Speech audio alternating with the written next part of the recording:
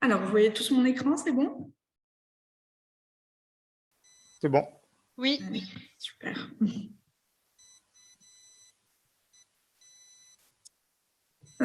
Touc, touc, touc. Oui, c'est mal mis. Ah, voilà. Alors, du coup, pour le sommaire, pour voir un petit peu ce qu'on va voir aujourd'hui, donc, histoire de se présenter, on va tous se présenter et donner une petite chanson, histoire de bien commencer la journée. Après, on parlera de l'appel à projet des FINOP, qui est un petit peu le sujet brûlant en ce moment. Mais à la limite, on le fera plutôt à la fin, histoire de voir si toutes les personnes présentes seront là. On parlera aussi des journées portes ouvertes des tiers-lieux, donc qui sera une action un petit peu régionale qu'on organisera en septembre. Là, on est en train d'organiser donc le 28 et le 29 juin Fabrica per Studia. Je vous en dirai un petit peu plus. En octobre, on organisera aussi les journées régionales des tiers-lieux en Corse.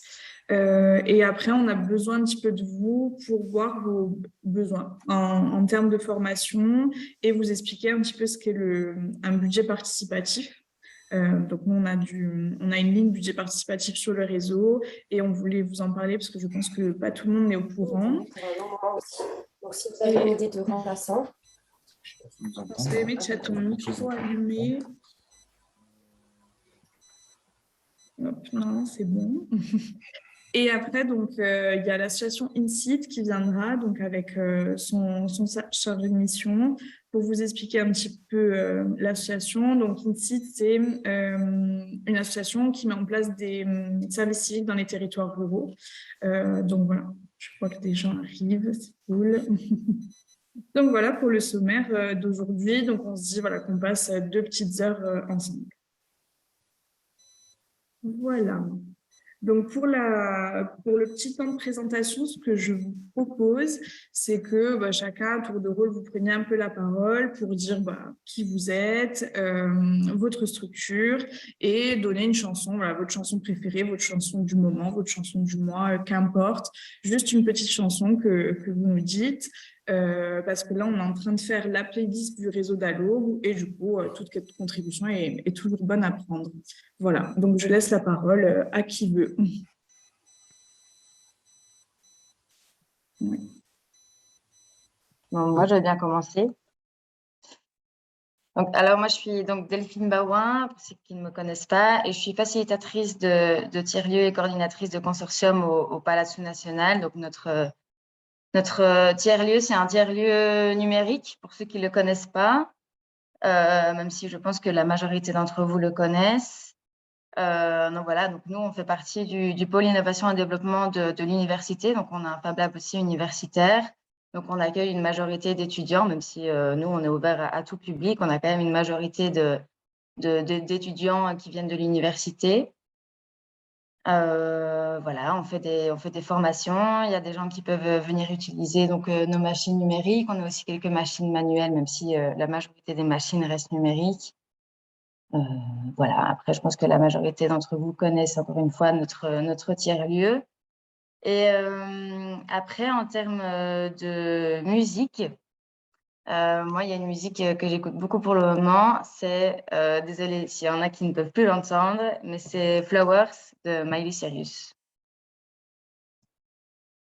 Super, merci Delphine. Est-ce que juste tu peux l'écrire dans le chat une fois que chacun a dit sa chanson, si vous pouvez après l'écrire comme ça, j'ai une trace écrite.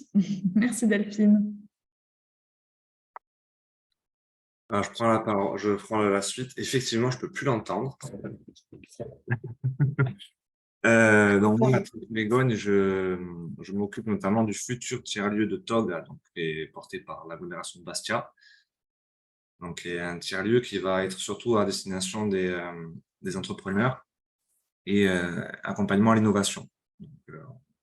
Quand on a dit ça, on a tout dit et rien dit. Donc, l'innovation, on l'a pris au sens large. Le seul impératif que l'on se fixe, c'est que ça doit servir au développement économique. Donc, ça pourra très bien être artistique ou culturel, mais si derrière, il y a un intérêt économique. Je fais la vidéo, c'est peut-être mieux. Si derrière, il y a un intérêt, une retombée économique. Donc, c'est un tiers-lieu qui est un peu différent de ce qu'on a sur le territoire. Qui, à la rigueur, ce qui se rapproche le plus, mais bon, c'est une petite brique, ça va être le pôle pépite de l'université. Mais en gros, c'est d'avoir un peu un tiers-lieu qui tourne autour de la montée en puissance d'entrepreneurs et l'accompagnement aussi avec les créateurs, pas tant que ça, c'est plus la fabrique à projet, ça va être plus complémentaire. On est plutôt sur les entreprises qui sont déjà implantées ou qui sont en train de se créer, qui ont 1 an, 2 ans de vie, et de les faire monter en puissance en s'appuyant sur toutes les forces vives du territoire. Et notamment également un Fab Lab, donc un plateau technique qui sera vraiment dimensionné pour du prototypage. Voilà, on est vraiment sur du matériel sur des petits volumes, mais par contre avec une grosse diversité de matériaux pour permettre le maximum de prototypes. Ma chanson, alors la chanson, bon, moi il y en a une qui me revient toujours, c'est La Lingua di Me, di Tiama Dialesi, mais je l'écoute plus trop en ce moment. En ce moment, je suis très classique, donc je n'ai pas de confondre particulière, mais oui, mais La Lingua di Me, je vais le noter sur le chat groupé 1. Ah, merci. Merci. Alors, qui prend la suite? Ben, je peux continuer. Je m'appelle Camille et là, je représente le tiers-lieu ou métaphore, nous, à Elrousse. Donc, on vient tout juste d'intégrer le réseau et on est très heureuse. Et donc, en fait, là où on est, en fait, c'est un atelier d'artistes et les bureaux de l'association Emma Laboratoire culturel pour laquelle je travaille. Donc, nous, on est une association d'éducation populaire. Donc, on organise des ateliers de cirque à l'année pour les enfants, des ateliers de création artistique et de pratique artistique. Et on organise aussi des événements culturels comme un festival en septembre et des cartes blanches tous les premiers vendredis du mois au parc de Salèche. Ça, c'est pour nous, de notre côté, au niveau de l'association Emma Lab. Et sinon, dans le tiers-lieu, on a aussi l'atelier de l'artiste Linda Calderon. C'est un lieu dans lequel, de temps en temps, il y a des cours de soutien scolaire, des cours de dessin. Il y a les ados du collège qui viennent aussi de temps en temps juste attendre leur heure de trou quoi, dans les locaux.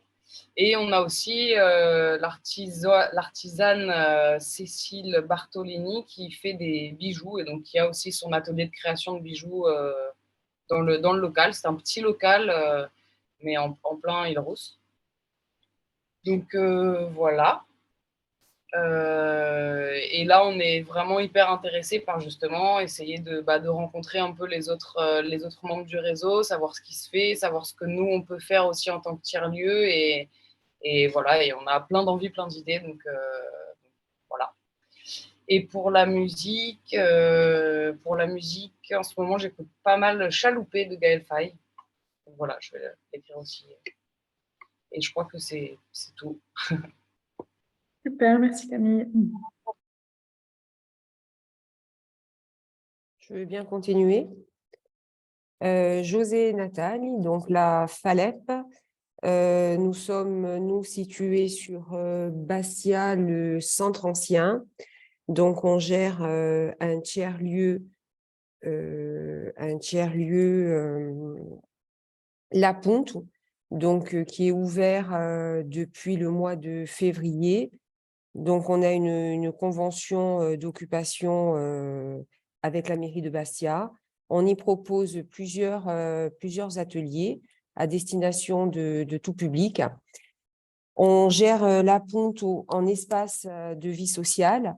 Les ateliers sont proposés soit par la FALEP, soit on accueille d'autres structures associatives qui dispensent leur propre atelier. On est ouvert du lundi au samedi. Donc, les usagers peuvent venir soit participer uniquement à des ateliers, soit venir au cours de la journée, autour d'un café, d'un thé. On a mis des jeux à disposition, on a des ordinateurs aussi en accès libre. Voilà, ou simplement, on est là aussi pour rompre l'isolement des personnes. Voilà, ma chanson en ce moment, Chilo, je m'en vais. Merci. Ah, pardon. Et par Oui. contre, je ne pourrais rester qu'une petite heure. Ça marche. Je regarderai le replay. Ça marche. Merci, José. Je vais prendre la parole. Donc, Laurent Carcopine, donc du centre AFPA d'Ajaccio. Donc, comme son nom l'indique, l'AFPA, un centre de formation professionnelle pour adultes. Nous accueillons donc des demandeurs d'emploi principalement, et également là avec la promotion 16-18 ans, donc cette tranche d'âge, puisque normalement le public doit être majeur pour pouvoir suivre une formation chez nous. Nous accueillons également des salariés d'entreprise et nous avons ouvert depuis l'année dernière un Fab Lab sur lequel nous sommes 3 à travailler dessus avec Jennifer qui est avec nous et Pierre-Louis. Donc là, en l'occurrence, on va recevoir un public un peu plus élargi, c'est-à-dire du demandeur d'emploi, du particulier, des salariés, des chefs d'entreprise, des artisans. C'est ouvert à tout le monde, sauf public mineur, puisque pour l'instant, on est bloqué à ce niveau-là. Et donc, au sein du Fab Lab, on a, comme dans tout Fab Lab, différentes machines numériques à disposition pour faire la petite fabrication de petites séries, du prototypage, etc. Et là, c'est ouvert sur réservation. En ce qui concerne la chanson, donc moi, c'est une chanson de Coldplay, je pense que tout le monde doit connaître, qui est Sky Full of Stars. Bon. C'est assez classique.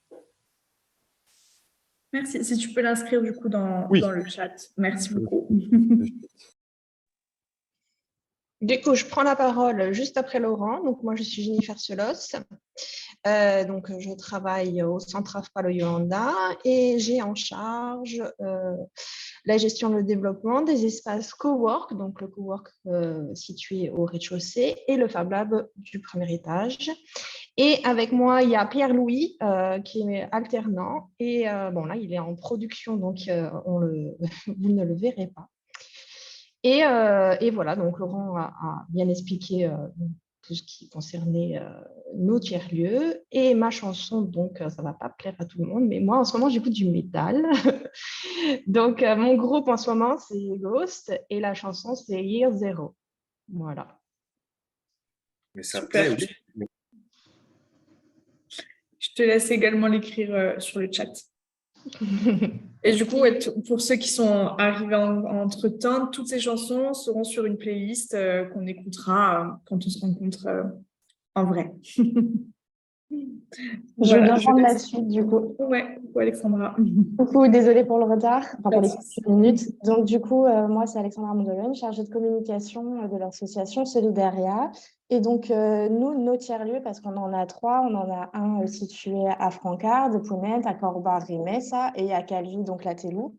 Ils portent plusieurs activités, dont des recycleries créatives, un Fab Lab solidaire, un garage solidaire aussi, un pôle formation, on a un pôle numérique aussi avec le chantier connecté. Enfin, ça englobe vraiment pas mal d'activités et c'est vraiment pour tout public. On n'a pas de restrictions, ça dépend évidemment des activités qu'on va proposer. Le Fab Lab fait pour les enfants et pour les adultes aussi. Le pôle formation, évidemment, ça va être plus pour les adultes. Après, la recyclerie, quand il y a des activités manuelles, il peut y avoir des enfants. Donc, c'est vraiment tout public.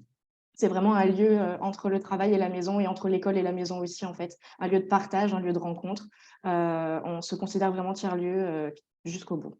Et pour la petite musique, moi, ce que j'écoute en ce moment, c'est Bailar Contigo des Black Eyed Peas. Voilà. Pareil, je te laisse l'écrire sur le chat. Merci. Et du coup, Alexandra et Camille, vous n'êtes pas très loin. Du coup, vous êtes un petit peu en balade, donc il y a peut-être des petites choses à faire. Voilà. Du coup, je laisse la parole encore une fois à qui veut bien la prendre.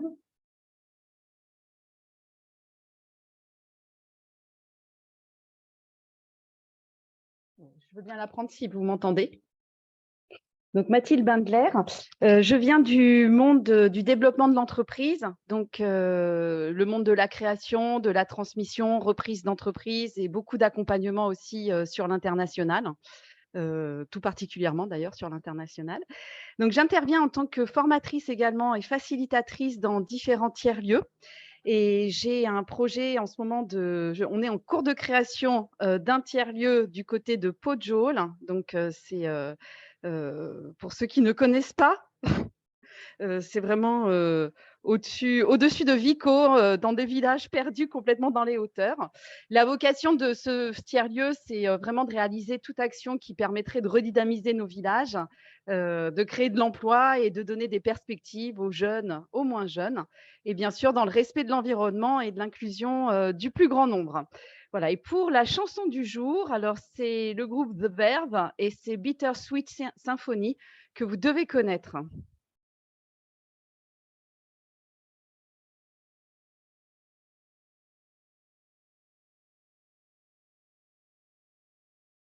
Et je laisse les suivants se présenter.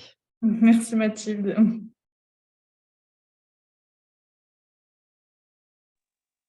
Vous nous entendez? Oui, je pense qu'on va rester dans les deux sorts. Quelque chose me dit qu'on va rester dans les deux sorts. Là, on est obligé de prendre la parole après Mathilde parce on est solidaires et on travaille ensemble. Donc, moi, je suis François Emery, le directeur de Femmes de Goigne et de l'EHPAD de Vico. Je suis avec Romane, qui est la coordinatrice du tiers-lieu que nous sommes en train de déployer à l'EHPAD.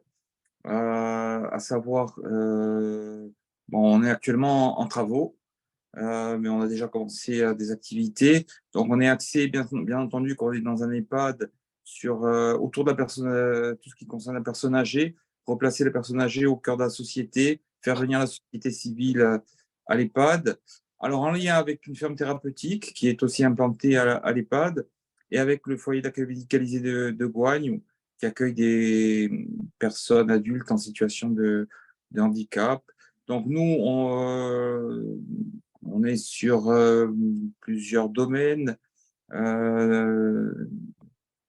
Le développement d'activités culturelles pour ce public âgé, pour le public handicapé qui est un public empêché, sur la transmission intergénérationnelle avec des rencontres intergénérationnelles.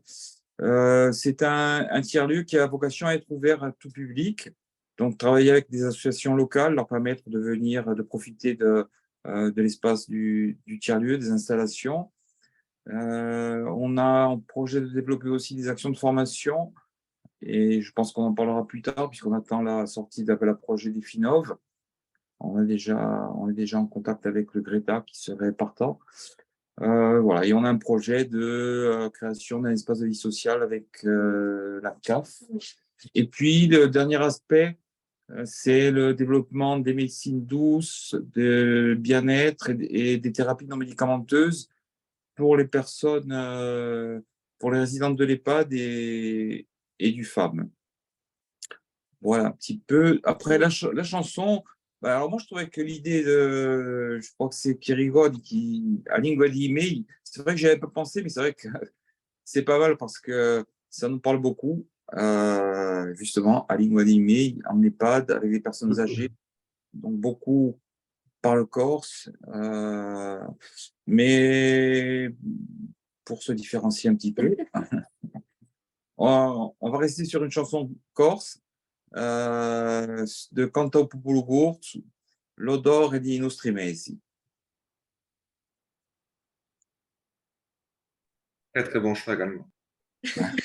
Merci. Je pense qu'on va travailler ensemble. Je savais que l'aspect un peu chanson, ça allait plaire. Romane, peut-être que tu as une autre chanson, je ne sais pas trop. Bah, moi, c'est pas corse, du coup. C'est pas Tina grave. Turner, The Best. Moi, en ce moment, voilà. Allez.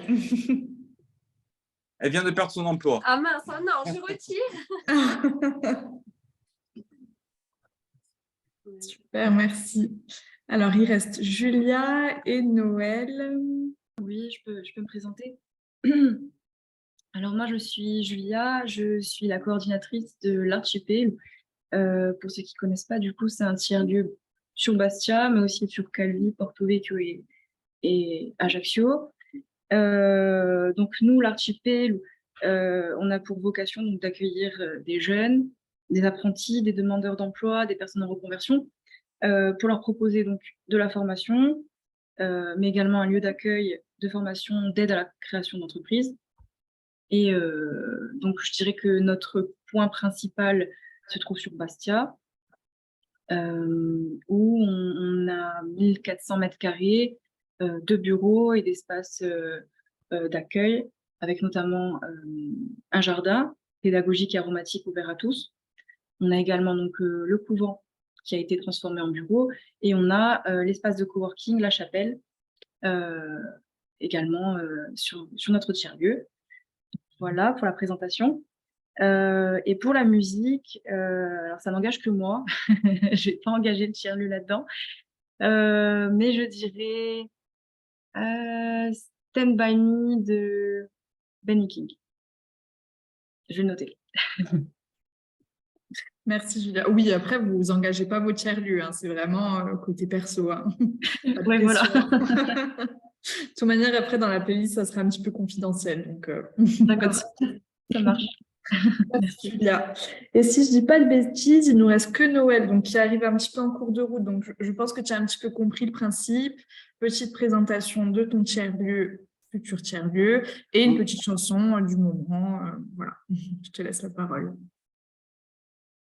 Ok, alors oui, excusez-moi, j'ai eu un petit imprévu à 9h, entre 9h et 9h30 qui m'a fait prendre un peu de retard. Alors bonjour à toutes et à tous. Et le théâtre du commun, Théâtre du Ogoumoun, c'est une compagnie de théâtre qui a bientôt 30 ans et qui est implantée en Corse depuis 2000.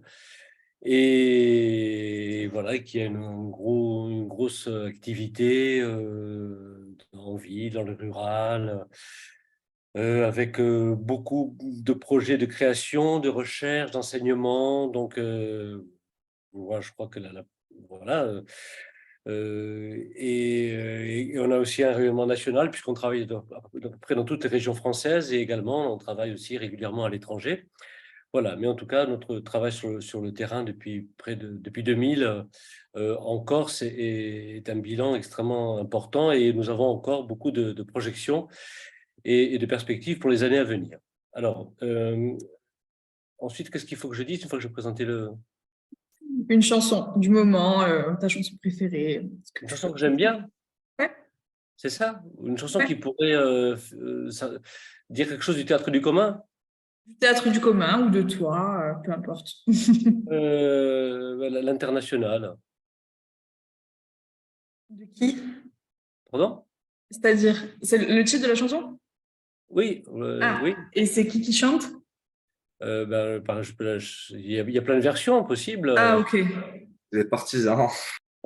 C'est la lutte finale, groupons-nous et demain, l'international sera le genre humain. Voilà, Mais la prochaine fois, en citant comme ça, on chante tous. On joue d'un instrument. L'hymne des partis communistes à travers le monde, tous les partis communistes à travers le monde. Parce que nous, le théâtre du commun, bon, comme notre nom l'indique, théâtre du commun, théâtre du Ogoumoun, comme l'indiquent beaucoup de projets qu'on mène, notamment à Rennes, où depuis pour la 3e année cette année, Rennes Ouin-Koumoun, notre projet est à la fois artistique et politique. Voilà, donc on est dans une position anti-néolibérale, anticapitaliste, du point de vue même de la question du développement des arts et de la culture et de la place des arts et de la culture dans une société. Donc on est dans une position, on est dans l'opposition, voilà, par rapport aux politiques néolibérales et capitalistes qui visent à orienter la pratique des arts, la relation des arts vers des classes de plus en plus privilégiées et comme plutôt des loisirs culturels. Nous, dans une position complètement inverse, où l'on essaie, enfin, on a toujours essayé depuis toujours, et on le fait, c'est pas seulement on l'essaie, mais de faire en sorte que nos propositions artistiques, qu'elles soient pédagogiques ou autres, s'adressent en priorité au public les plus éloignés des lieux et des pratiques culturelles. Là, par exemple, à Bastia, depuis 2 ans, comme on l'a fait par ailleurs à Marseille, comme on l'a fait en Île-de-France, comme on l'a fait dans le nord de la France, on travaille avec des migrants, par exemple, et des primo-arrivants.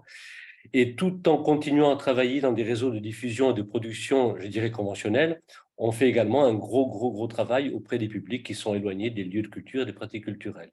Voilà. Super, merci Noël. Voilà. Alors, si je ne dis pas de bêtises, tout le monde s'est présenté, il me semble. Si quelqu'un ne s'est pas présenté, qu'il se manifeste. Ah, excusez-moi, oui, je voulais juste préciser qu'on est en préfiguration de l'ouverture d'un espace de travail à Bastia avec le soutien de la mairie, dans l'ancien couvent Saint-Angelot, au dernier étage, un grand espace sur lequel il y a des travaux à entreprendre. Et pour ce projet, on est soutenu par la ville de Bastia et par la collectivité, pour ce projet d'ouverture d'espace. Voilà, et ça sera le tiers-lieu du coup du théâtre du commun. C'est ça, oui.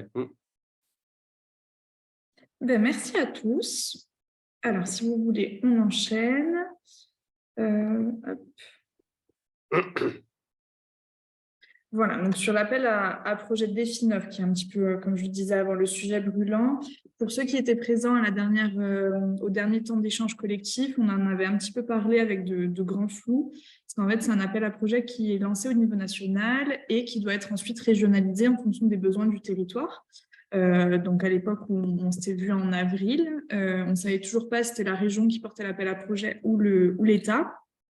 Donc là, c'est officiel, c'est l'État qui porte le projet, donc sous la DREETS, et le lancement officiel va être assez imminent, on pense fin de cette semaine, début de semaine prochaine. Voilà, donc vraiment tout début juillet, et les délais sont assez courts, avec une fin de réponse le 2 octobre.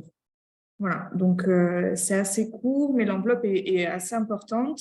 Donc tout le territoire régional dispose d'1,2 million et l'appel à projet couvrira des projets à hauteur de minimum 50 000 €, maximum 200 000 €. Et ce sur 36 mois. Donc, en fait, le but de l'appel à projet Définov, c'est vraiment d'avoir plus de lieux de formation. Et du coup, pour les avoir, ils passent par les tiers-lieux, avec du coup, tous les avantages qu'on connaît aux tiers-lieux, hein, espace de convivialité en plus, apprentissage pair à pair, tout ça. Donc, la volonté de cet appel à projet, c'est de répondre au minimum en consortium avec 2 acteurs, donc un organisme de formation et un tiers-lieu. Voilà, ça c'est le point de départ. Et après, donc, les besoins du territoire au niveau formation n'ont pas été très ciblés dans l'appel à projet. Moi, j'ai pu lire le document de travail. Donc, on a tendance à dire que c'est un petit peu sur des sujets divers et variés, et en général avec des sujets que vous traitez déjà ou que vous avez envie de traiter. Donc voilà, donc je vois que Anne-Solène vient d'arriver. Donc voilà, donc là c'est écrit, hein, le projet vise à soutenir donc, des projets qui émanent de collectifs, voilà, autour de tiers-lieux, pour favoriser l'émergence de solutions et d'approches pédagogiques innovantes, voilà, diversifier un petit peu les modalités de formation, mutualiser les outils et les ressources pédagogiques. Donc voilà, bon après ça je peux vous laisser lire. Donc pour l'instant le document de travail je ne peux pas vous le partager, mais le cahier des charges voilà, va sortir très rapidement. Donc là le but c'était un petit peu de voir déjà si vous en aviez entendu parler, si pour certains je crois que vous avez déjà commencé à travailler ensemble, et voir qui serait intéressé pour aller sur cet appel à projet, qui travaille déjà avec des organismes de formation, qui ne travaille pas avec des organismes de formation et qui a besoin qu'on les mette en relation. Donc voilà, si on peut avoir un petit temps d'échange à ce sujet, en sachant que une visio de présentation par la DREETS devait être réalisée, mais finalement ne le sera pas. Donc je pense qu'on fera quand même une visio de présentation, nous, réseau d'Allaube, en invitant du coup tous les tiers-lieux et les organismes de formation pour pouvoir présenter le réseau et les différents tiers-lieux et potentiellement vous mettre en relation. Donc nous, on n'aura pas toutes les réponses aux questions du cahier des charges, mais voilà, je pense que ce temps un petit peu officiel où on présente vraiment l'appel à projet est important. Donc voilà, je sais que François Aimé, tu en as parlé. Mathéo, je sais que tu avais un petit peu travaillé dessus. Voilà, si vous pouvez nous dire un petit peu où vous en êtes, et après chacune, si vous voulez voilà, nous dire si potentiellement vous serez intéressé, comme ça on avance un peu petit à petit, je dirais. Alors, volontiers, dire 2 mots. Donc nous, on a avancé avec l'ARPA, parce que c'était un partenaire qu'on avait déjà intégré dans le projet du tiers-lieu. Et donc, l'idée, c'est d'être vraiment sur le côté formation, mais formation du coup des entrepreneurs. On est sur une formation continue, c'est ça qu'on va viser. On a deux choses, on a deux axes. On a la partie formation continue et la partie qui est un peu moins évidente, mais c'est un peu ça qui va être innovant, c'est d'identifier les besoins à l'instant T du territoire et d'organiser du coup des formations en flash pour répondre à un besoin particulier. Donc l'idée, c'est vraiment de dire, si on a besoin, on a identifié qu'il y avait besoin de, je sais pas moi, de techniciens en mécanique, mais qu'il y a 10 postes à pouvoir en Corse, on ne va pas faire une formation annuelle qui va fournir 5, 10 stagiaires tous les ans. Donc, l'idée, c'est de faire en une fois. On fournit tout le territoire et puis après, on arrête. Donc, c'est vraiment, voilà, on est sur ces deux choses-là, et formation continue des entrepreneurs et formation flash aux besoins. Alors, du coup, merci. Hein. Je me permets juste de rebondir parce que, en fait, comme je le disais, c'est un appel à projet qui est régionalisé, donc qui devait vraiment lister les besoins du territoire, sauf que finalement, ça n'a pas été fait parce qu'en fait, c'est la politique de la région et du coup, l'État ne peut pas prendre le dessus là-dessus et l'écrire dans le cahier des charges. Mais ce qu'on a bien envie de faire après avoir du coup, le timing est un peu serré, c'est de faire une action un petit peu mutualisée du réseau et de vraiment lister les besoins du territoire en prenant contact donc, avec les services de la région, la mission locale et le pôle emploi pour qu'eux déjà nous listent un petit peu quels sont les besoins réels du territoire pour que vous déjà ça puisse vous donner des idées et que votre réponse soit la plus pertinente possible pour le territoire. Donc ça, voilà, on pense que ça sera quelque chose de mutualisé. Voilà. Et on pense faire aussi un petit comité technique où les gens du coup contribuent à cette enquête de besoins du territoire, seront du coup rétribués, enfin la structure plutôt sera rétribuée pour ce travail-là, et après vraiment ce document sera partagé auprès de toutes les personnes qui vont répondre à l'appel à projet, parce qu'en plus du coup il y a une petite ligne qui peut être intégrée d'ingénierie où du coup là le réseau ferait le travail. Donc voilà, il y a cette logique de vous répondre seuls, mais aussi nous réseau, on est là pour en appui pour vous accompagner sur certaines choses. Voilà, François-Aimé, peut-être que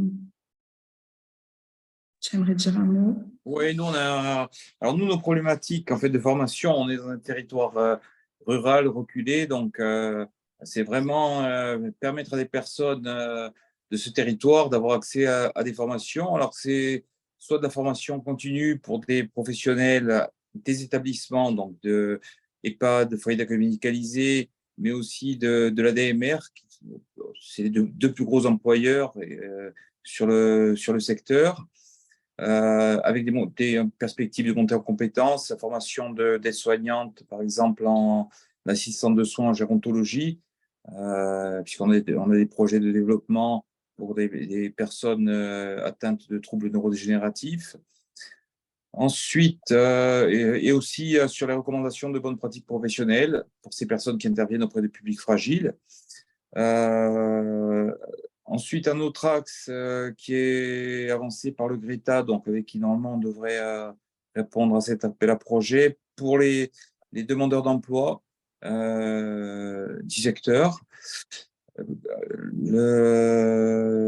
termes de formation, alors continuer aussi, ça va nous permettre de pouvoir continuer nos formations par rapport à l'organisation du tiers-lieu, à son rayonnement sur le territoire. On a commencé une formation avec MB Consultant, dont la formatrice participe à cette visio. Et d'ailleurs, je fais un peu de publicité pour Mathilde Bandler. En fait, ça a été très, très positif au sein de notre établissement. Une formation sur la qualité de vie au travail pour nos salariés.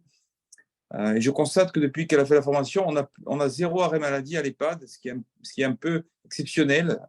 Vous savez que c'est des métiers difficiles, sous tension.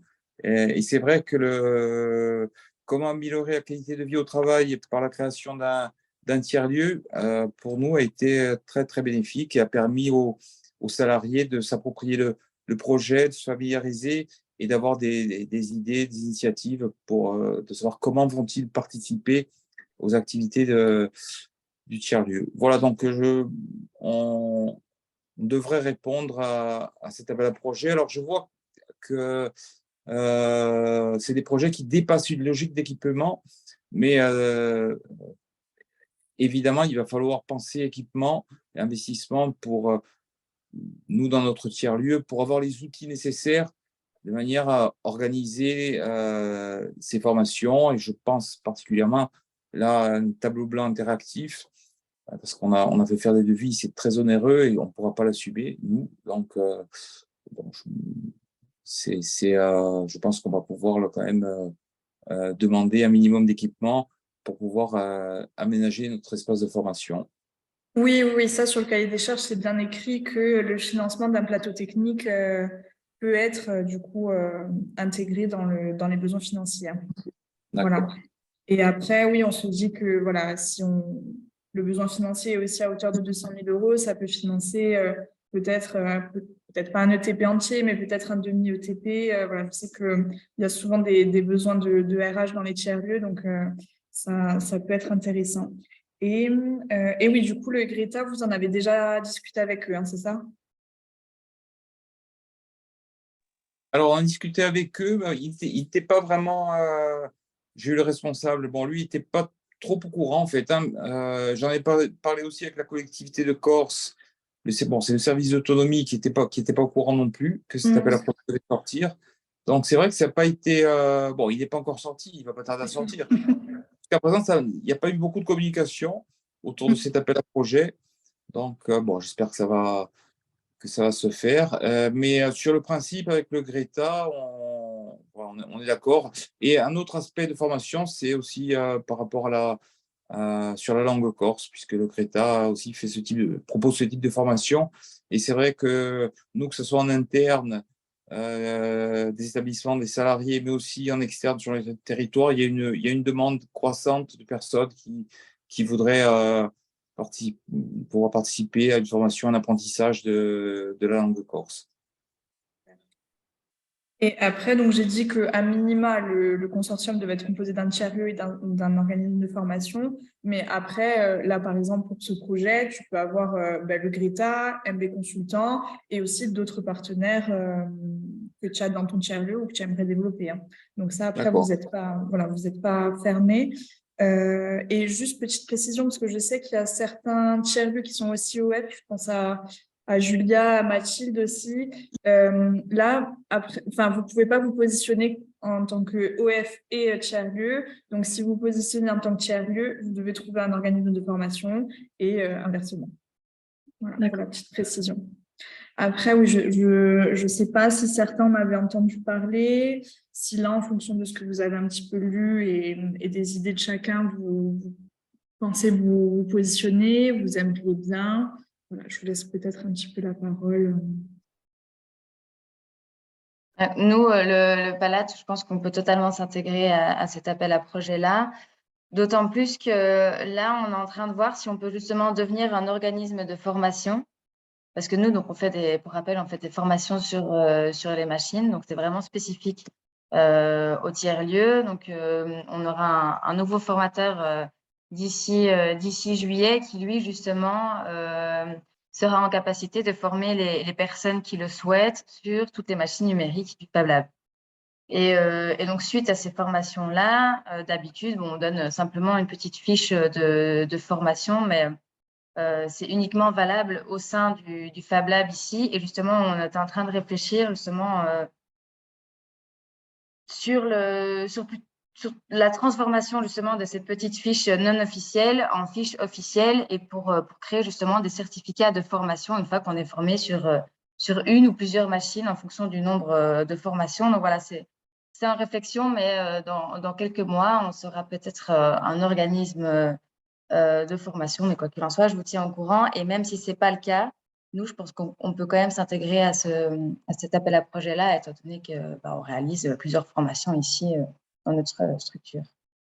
Et au-delà de ça, vous êtes Université de Corse. Donc, par essence, vous êtes organisme de formation. Oui, mais on ne peut pas délivrer de certificat de formation. C'est une demande Non, mais supplémentaire. au-delà des formations vraiment du tiers-lieu, on en parlera après toutes les deux et j'en ai parlé la dernière fois avec le président de l'université. L'appel à projet, une fois qu'il sort, on l'enverra à monsieur, j'ai oublié son nom, le VP à l'innovation qui vous suit du coup, monsieur Cantier. Voilà. Ouais. Du coup, peut-être pour imaginer un projet de plus grande envergure, entre guillemets, parce qu'en plus, vous, sur le Cortenay, vous avez donc le tiers-lieu de l'université, vous avez l'espace de coworking de Marc-Antoine et aussi de l'AFPA. Donc, à voir s'il n'y a pas une envie aussi de faire un consortium vraiment à 3 acteurs de la formation et d'entrepreneuriat, quoi. Voilà, mais on en parlera. Ouais. Ouais. Je vois qu'Anne-Solène est arrivée. Oui. Du coup, voilà, juste pour t'intégrer à la vision. C'est ça, là. Tu veux te présenter très rapidement. Et l'exercice un petit peu avant, c'était de donner une chanson du moment, une chanson préférée, voilà, assez rapidement. D'accord, alors me présenter, je suis Anne-Solène Gourdon, je suis professeure documentaliste au lycée professionnel Jean Nicole. Ça, c'est ma fonction de base. J'insiste dessus parce que je vais y revenir beaucoup. J'ai créé un makerspace au sein du lycée, de l'établissement. Et voilà, en dehors de ça, j'ai été pendant 7 ans. Et là, je termine cette mission, en fait, chargée de mission auprès du rectorat de la DRAN, donc c'est la direction régionale au numérique éducatif. Voilà, et dans ce cadre-là, j'ai fait pas mal pour les enseignants de l'académie. Donc ce travail-là, je compte le poursuivre, le maintenir par mes fonctions au sein de mon établissement. Et de maintenir les formations qui ont été faites au niveau de l'académie, en fait, dont je fabrique mon matériel pédagogique, intégré dans Fabrica Studia, qui touche en fait potentiellement l'ensemble des membres, puisque Dalo est partenaire, donc toutes les personnes ici présentes potentiellement peuvent s'intégrer dans cet événement et les formations dédiées. Donc, cette formation a été validée pour 3 années consécutives. Donc là, vous le savez, on commence la semaine prochaine, après, pour le 2022-2023. Donc, restent les 2 années suivantes. On peut les faire évoluer. Là, du coup, je continue à discuter avec les partenaires institutionnels pour voir quelle tournure ça pourra prendre à l'avenir. Donc, voilà pour ma présentation, la chanson du moment. Alors là, je passe mon tour, voilà. Ok, ça marche. Alors, je vois que le temps file. Ce que je vous propose, si certaines personnes veulent encore prendre la parole sur Definov, n'hésitez pas à le faire. Et après, pour ceux sur lesquels c'est un peu plus flou, si vous voulez, vous le mettez dans la discussion ou on s'envoie un mail à la fin de ce temps. Pour qu'on en discute peut-être plus en détail. Et voilà, juste si vous pouvez me dire si potentiellement vous serez intéressé et si vous travaillez déjà avec un organisme de formation, si vous pouvez le mettre dans le chat ou par mail, comme vous voulez. Comme ça, après, j'affine de mon côté. Voilà, désolée, mais le temps est file. Voilà, donc si vous voulez, on passe à la suite. Donc, les journées portes ouvertes des tiers-lieux. Donc ça, c'est une action régionale qui aura lieu tout le mois de septembre. Donc, on l'a déjà réalisé l'an dernier avec quelques structures. En fait, le but était simple. Tous les tiers-lieux du réseau ouvraient leurs portes le même jour. Et du coup, ça prenait différentes formes. Ça pouvait être juste des visites de tiers-lieux. Ça pouvait être aussi des ateliers numériques, des ateliers zéro déchet, des conférences. Enfin, ça, après, c'est vraiment vous qui le modulez. Juste, voilà, on essaye de faire vraiment une action régionale très ciblée. Alors, on aurait aimé le faire sur une même journée, mais a priori, certains tiers-lieux ne pouvaient pas, parce que la date qu'on avait évoquée, c'était le 9 septembre. Donc, si certains sont dispo le 9 septembre, c'est parfait. Sinon, on a tendance à dire qu'on peut se dire que c'est tout le mois de septembre et qu'en fait, voilà, chacun donne une date qui lui convient le mieux. Et c'est peut-être même plus sympa comme ça. chaque tiers-lieu pourra aussi aller voir la journée portes ouvertes d'autres tiers-lieux. Donc voilà, donc pour niveau communication, nous on ferait une communication comment dire, groupée entre guillemets, un petit peu comme vous le voyez là, avec une affiche globale et après des programmes qui découlent en fonction de vos tiers-lieux. Voilà. Donc là, encore une fois, si jamais on reviendra un petit peu là-dessus juste après, si on a un petit peu le temps. Mais pareil, si vous arrivez à mettre dans le chat, si vous pouvez me dire si vous êtes intéressé par l'action, si vous comptez participer et potentiellement si vous avez déjà une date en tête ou pas du tout, et si le mois de septembre vous conviendrait. Donc, voilà. Donc, petite précision, je n'ai pas précisé, du coup, c'est une action qui est mise en place par le réseau et qui est aussi en collaboration avec le Palazzo National, qui est fabrique de territoire avec un consortium de 3 tiers-lieux du réseau. Voilà, donc ils nous aideront aussi financièrement à monter ce projet. Et oui, du coup, je ne l'ai pas précisé, mais financièrement parlant, on pourra vous rétribuer votre contribution à cette action-là. On ne sait toujours pas à quelle hauteur on pourra vous rétribuer, mais voilà, ça sera de la rétribution si vous organisez par exemple un petit buffet, si vous embauchez quelqu'un exprès, si vous faites venir une intervenante. Voilà. Donc l'an dernier, on avait rétribué à hauteur de 50 €. Ce qui n'est pas forcément énorme, mais voilà, ça après on peut en parler en fonction du budget et de vos besoins. Voilà, si ce n'est pas clair, n'hésitez pas à me couper. Hein. J'ai une question, Morgane. Oui. Si la journée en question est organisée un jour de grande fête, par exemple, type la foire du miel à Mourtes, imaginons, ouais. Est-ce que ça rentre dans le cadre ou pas? Ou est-ce que la foire en question est quand même assez importante? Donc, ce que je veux dire, c'est que ce ne serait pas une action, enfin, ce serait une journée, dans le cadre des journées portes ouvertes, ce serait une action lors de la foire du miel. Est-ce que c'est compatible ou pas? Alors, j'ai un petit doute. Est-ce que tu veux présenter ton tiers-lieu avec un stand le jour de la foire du miel ou est-ce que tu veux prévoir une visite de ton tiers-lieu à la même date? C'est stand pour présentation du tiers-lieu et éventuellement une activité qui pourrait illustrer le tiers-lieu et en découler. Alors, on ne l'a jamais vu pour l'instant, mais je pense que c'est possible. Le seul souci, c'est qu'on ne visite pas ton lieu physique. Mais si je ne dis pas de bêtises, tu n'en as toujours pas. Alors, moi, non, mais… Enfin, ton tiers-lieu. Mais oui, du coup, c'est faisable. Et ce qu'on avait aussi pensé l'an dernier, c'est de faire aussi des actions un petit peu groupées. Enfin, Mathilde, vu que toi, tu travailles avec François-Aimé à l'EHPAD, peut-être voilà, faire une action groupée un petit peu canton des Deux Sceaux. C'est un peu un vivier de tiers-lieu, qu'on se le dise. Voilà, donc ça peut aussi être imaginable. Mais oui, pourquoi pas pendant la foire du miel avec un stand. Oui, ça peut rentrer. Ok. Bon, écoute, merci. De rien. Et du coup, oui, en fonction des participants, après, on se fera des petites réunions d'organisation de tout ça. Donc voilà, si vous avez encore des questions, n'hésitez pas. Moi, du coup, j'ai une petite question, Morgane. Est-ce que tu as une idée déjà du nombre de tiers-lieux qui participent aux journées portes ouvertes? Non, c'est la première fois que j'en parle. D'accord. Voilà, donc déjà, on pourra prendre la température. Là. Je vois que certains ont tout inscrit dans le chat. Voilà, pareil pour les JPO, n'hésitez pas à le mettre dans le chat. Et après, on reviendra vers vous.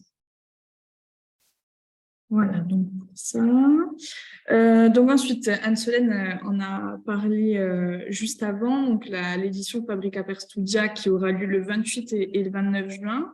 Anne-Solène, peut-être si tu as envie de présenter ou… Est-ce que tu es toujours là? Alors oui, je suis toujours là, mais vas-y Morgane, tu es synthétique. Oui, bien plus que moi, je te laisse faire. Ça marche. Donc, Fabrica per Studia, c'est une action qui avait été créée avec Anne-Solène, avec l'association Je fabrique Tiers-lieu Édu, qui a mis en place l'action « Je fabrique mon matériel pédagogique ». Donc, ça avait eu lieu il y a 2 ans dans certains Fab Labs. Et là, on s'est dit que cette année, on allait reconduire le projet.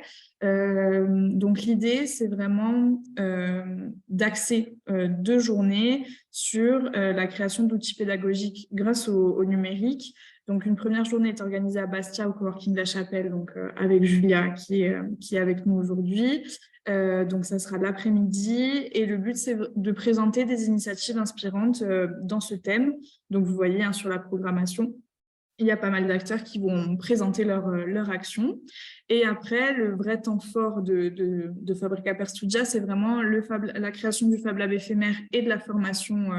Donc, je fabrique mon matériel pédagogique qui aura lieu le 29 juin à Corté. Donc là, alors le 28 est ouvert à tout le monde si vous avez envie de venir. Et le 29, c'est vraiment à destination des enseignants de second degré.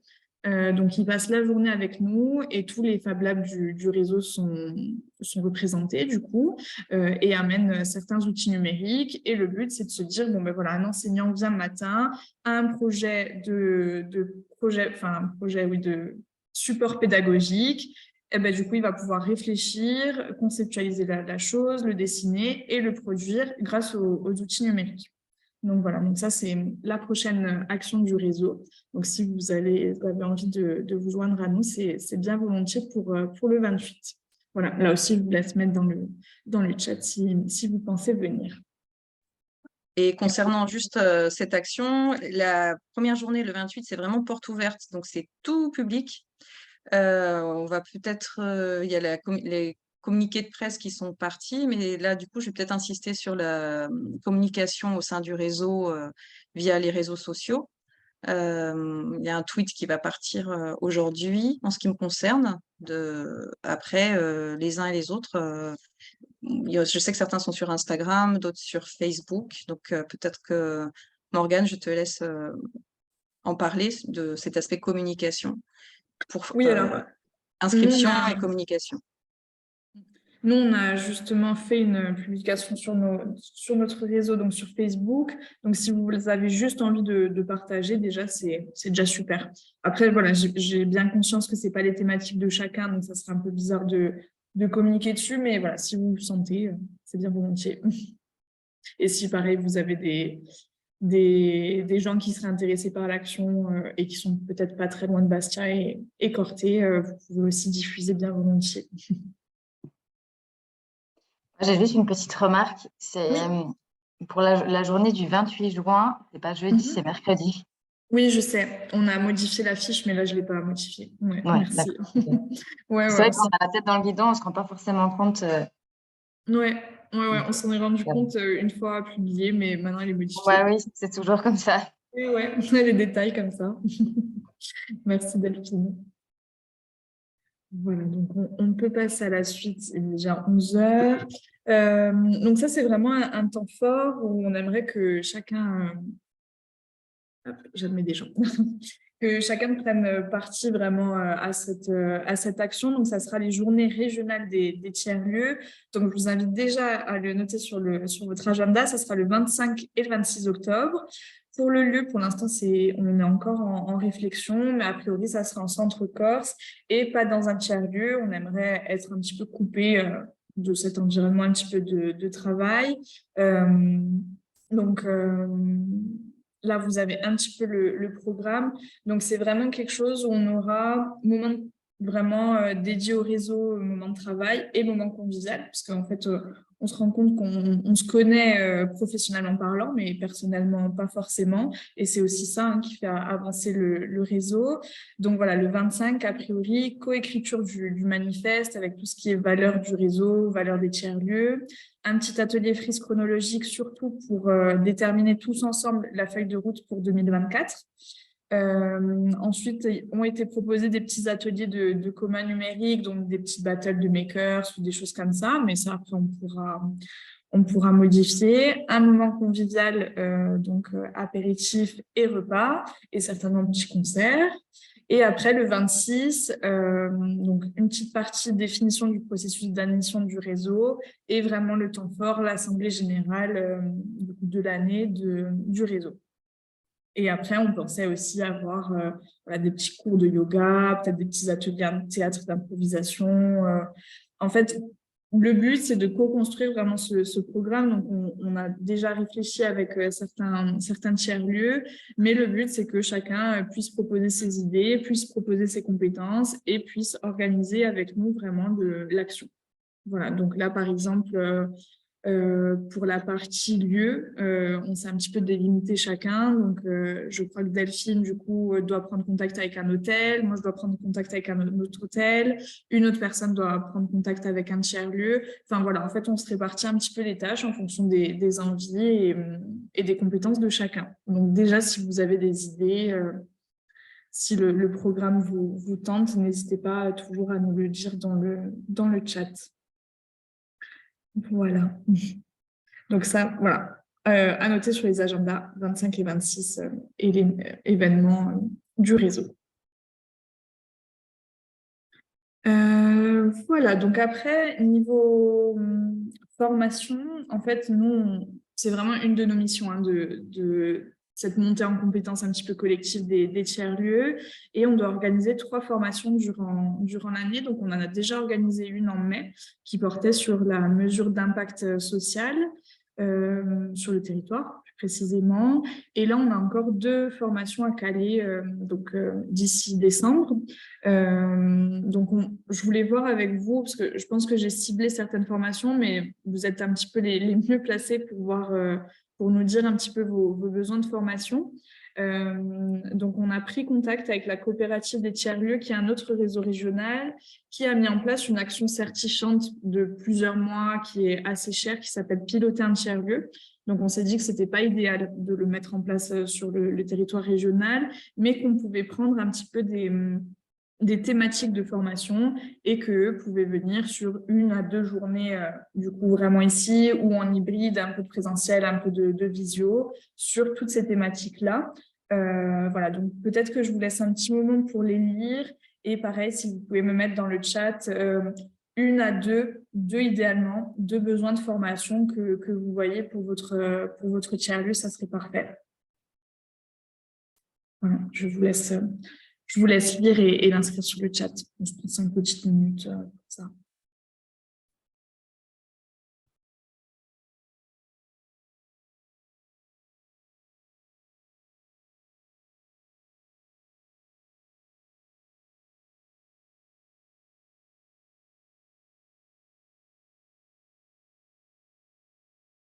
On peut revenir en arrière, s'il vous plaît?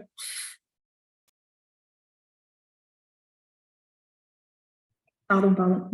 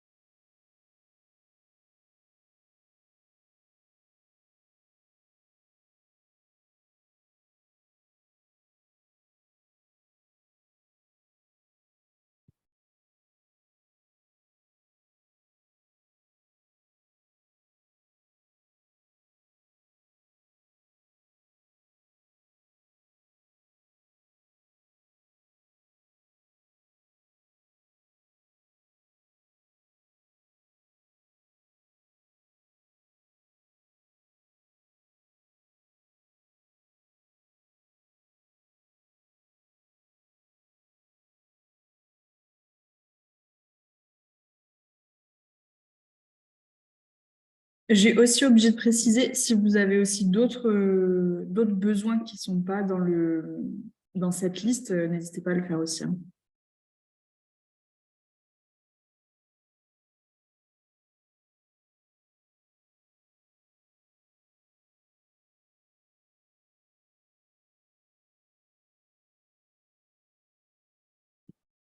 Ok, bah écoutez, je crois que tout le monde l'a un petit peu inscrit. Dans tous les cas, donc le diapo sera envoyé juste après la visio. Donc, si vous voulez le relire et me recontacter par rapport à ça par mail, vous pouvez aussi le faire. Hein. Voilà, donc c'est bon pour tout le monde. On passe à la suite. Hop. Donc oui, sur la partie budget contributif. Alors en fait, on a une ligne budgétaire à hauteur de 5 000 € sur le réseau pour que chacun puisse contribuer au réseau, mais pas de manière bénévole. Alors si vous voulez le faire de manière bénévole, bien sûr, on ne va pas vous priver, mais le but c'est que voilà, vous travaillez pour quelque chose, vous pouvez être rétribué par rapport à ça. Donc, au niveau des contributions, on a planché sur un tarif horaire de 30 € de l'heure pour la structure. C'est assez compliqué de le faire pour vous personnellement parce qu'en général, il nous faut quand même un RIB. Donc, la plupart du temps, ça sera pour la structure. Si ça vous pose souci, on pourra essayer de voir comment on peut arranger ça. Mais a priori, ça sera comme ça. Donc, du coup, comment vous pouvez contribuer? Ça peut prendre vraiment différentes formes. Donc, comme je le disais, voilà, l'aide à l'organisation d'un événement. Par exemple, vous contribuez aux journées régionales des tiers-lieux. Vous documentez du coup le temps que vous travaillez dessus. Vous essayez de nous l'envoyer assez souvent. Et nous, à la fin du mois ou à la fin de l'action, on vous rétribue par rapport à ça. Ça peut être aussi la proposition d'un projet et l'élaboration du coup avec l'appui du réseau pour un projet. Ça peut être aussi, là on l'a un petit peu évoqué, donc Mathilde est là en plus, une partie un petit peu compagnonnage où on apporte ses compétences à un porteur de projet. Là par exemple, on a un porteur de projet dans le NIOL ou qui a envie de créer un tiers-lieu et qui voulait faire une petite concertation citoyenne, mais qui ne savait pas vraiment trop comment s'y prendre. Du coup, nous, réseau, on a identifié 1 ou 2 acteurs qui vraiment étaient calés à notre sens à ce sujet et on a proposé un petit compagnonnage. Donc voilà, ça peut être ça. Ça peut être aussi mutualiser son réseau. Par exemple, je vous dis une bêtise, on a besoin de présenter le réseau à un élu de la collectivité. Vous travaillez avec lui, vous le connaissez assez bien. Vous pouvez mutualiser du coup ce contact et organiser une petite visio pour la présentation du réseau. Ça peut être aussi fait. Ça peut être aussi, donc là, au mois d'août, qui sera un petit peu plus calme, on va reprendre le site internet. Ça peut être des écritures de blog, par exemple, je ne sais pas moi, le théâtre et les tiers-lieux, la culture et les tiers-lieux, enfin des sujets voilà, qui concernent notre réseau et nos sujets. Ça peut être aussi la création d'un kakémono. Alors ça, je l'ai mis parce qu'on va vraiment avoir un besoin. Parce que pour l'instant, on n'a pas de kakémono et c'est vrai que pour certains événements, c'est toujours bien en termes de com de l'avoir. Donc voilà, si vous savez que vous avez les compétences et les capacités de passer par un imprimeur ou directement de l'imprimer vous-même. Je pense à l'AFPA qui peut imprimer sur bâche. Voilà, vous pouvez le faire. Nous, on suit un petit peu la réalisation de tout ça et on vous rétribue par rapport à ça. Et c'est aussi voilà, de l'aide à la réaction d'appel à projet. Je sais que certains sont assez calés par rapport à ça. Donc, voilà, vous pouvez nous apporter votre aide. En fait, c'est un petit peu voilà, toute aide qui contribue au développement du réseau. Voilà. Après, on en discute ensemble, mais voilà. Morgane, qu'est-ce que c'est un kakémono? Un kakémono, tu sais, c'est Jennifer, si tu es toujours là, tu peux prendre la parole, tu l'expliqueras mieux que moi. Tu sais, c'est cette espèce de grande bâche qui tiennent debout en long. Oui. Un panneau publicitaire un peu. Alors, en fait, tu appelles ça un kakémono, mais ça s'appelle en vrai un roll-up. C'est un support qui rentre dans une structure en métal avec un visuel qui se déroule. Quand on arrive à l'événement, c'est un tube. Et quand on le déroule, voilà, on peut l'accrocher en hauteur. Et après, pour le ranger, on le range dans son tube. Voilà, ça s'appelle un roll-up. Et effectivement, c'est dans nos cordes au Fab Lab. On a tout le matériel pour pouvoir les faire. On les fait d'ailleurs pour notre service communication. On les fait en interne. Donc, présente. Super. Alors, ce qu'on fait aussi quand on a des demandes vraiment précises, c'est qu'on diffuse à tout le réseau et après, les personnes qui répondent voilà, nous donnent un peu, on fait un petit cahier des charges très rapide et après, ils nous font un devis, etc. pour que nous, après, en conseil d'administration collégiale, on puisse voter pour la structure qui fera la chose pour être le plus transparent possible, quoi. Voilà. Mais écoutez, on avait prévu de laisser la parole à l'association INSEAD qui nous a rejoint à 11h15. Donc, ce que je vous propose, c'est que vu qu'on a vu quand même des sujets un peu rapidement, on peut se prendre 5 petites minutes de questions si vous en avez. Et après, on passera du coup la parole à Brandon et à Léna. Ou s'il n'y a pas de questions. Alors, a priori, tout va bien. Et que tout a été clair. Alors, juste alors, on va peut-être pas caler le temps maintenant, mais ces temps un petit peu d'échange collectif une fois tous les 2 mois, ça vous convient? Vous pensez qu'il faudrait en avoir plus, en avoir moins, en présentiel, en visio? Peut-être si vous avez un petit retour par rapport à ça. Moi, je pense que 2 mois en visio, c'est bien. Et après, il faut trouver des temps en présentiel, peut-être 2 fois par an en présentiel, ça peut être bien. Ouais. Ouais. Bon, là, déjà, on se voit en octobre, c'est sûr. Je compte sur vous tous.